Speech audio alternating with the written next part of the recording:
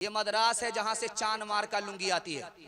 जैसे आप लोगों का काम होता है पावर लूम, उसी तरह वहां पावर लूम है। बेहतरीन लुंगी तैयार होती है चांद मार का।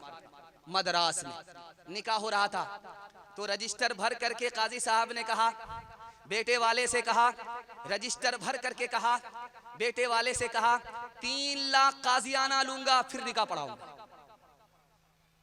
बोला बड़े बेशरम काजी हो, दाढ़ी रख करके टोपी रख करके चूना लगा रहे हो। तो काजी साहब ने सोनार की चोट नहीं लोहार की चोट मारी। हमसे बड़े बेशरम तो तुम हो। निकाह इबादत है, तुमने निकाह को फैशन बनाकर रिवायत बना करके पैसे को पानी की तरह बहाया।